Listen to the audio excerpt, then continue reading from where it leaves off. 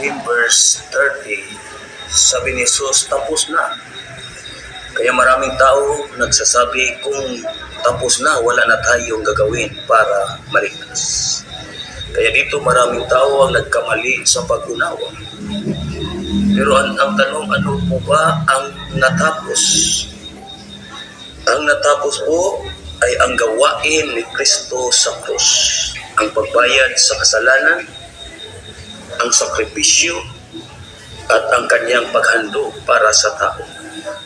Si Jesus ang perpektong hain. Tapos na ang kanyang bahagi sa krus.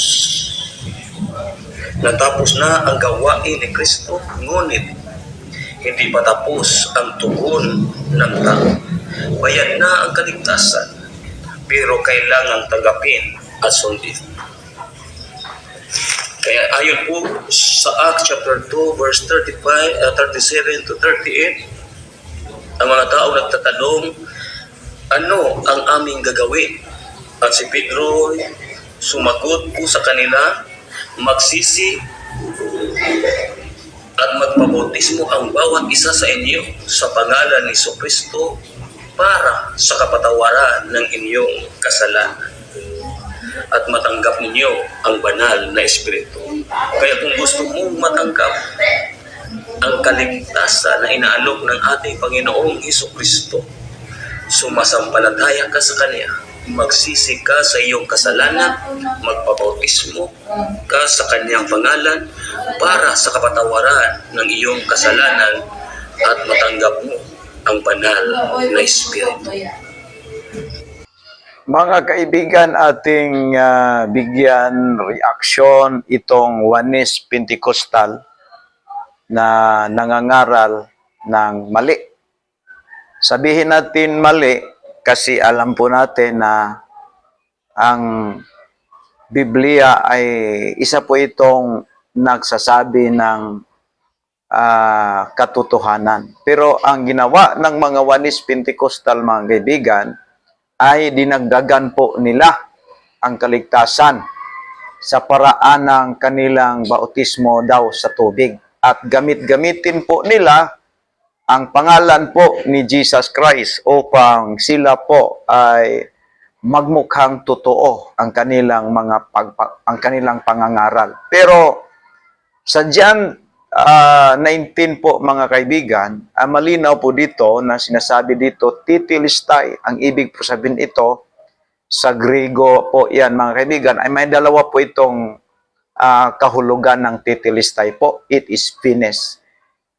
Kung sa battle pa yan, kung sa war po yan is victory.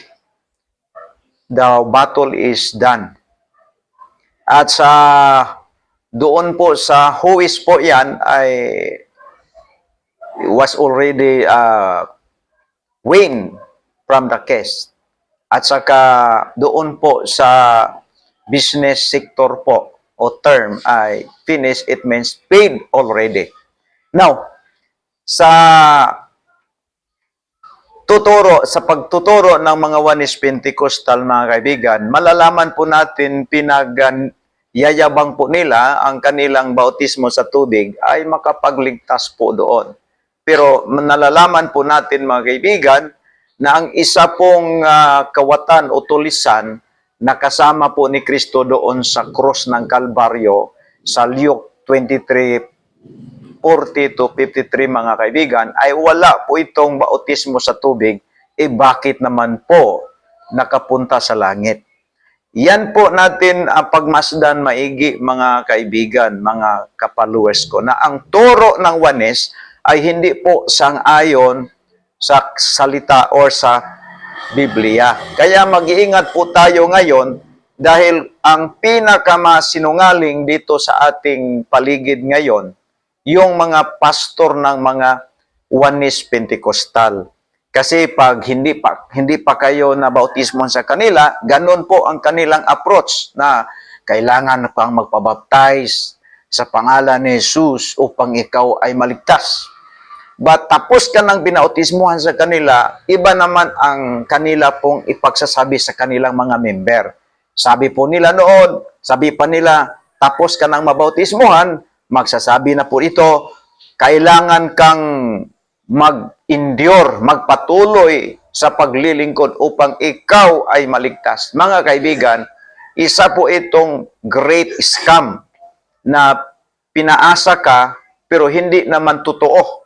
Kasi ang salita ng Panginoong Diyos, mga kaibigan, na kahit wala kang bautismo sa tubig, pwede kang makapunta sa langit.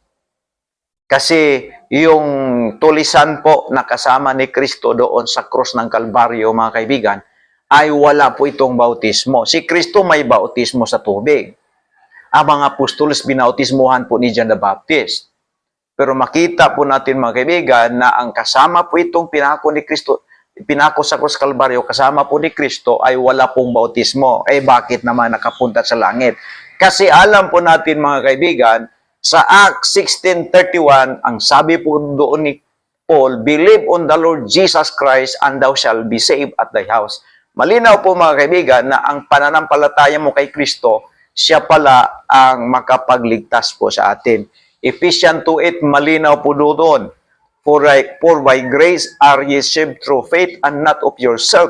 It is the gift of God, not of works, lest any man should be boast. Malinaw, mga kaibigan, na ang bautismo po ay isa po itong gawa ng tao.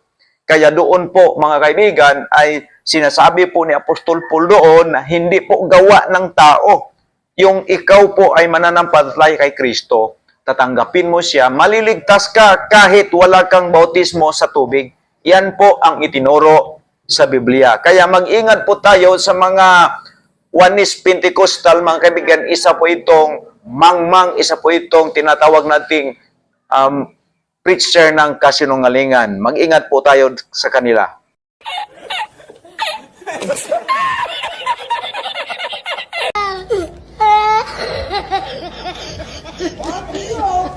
Bakit yun? Oh my God,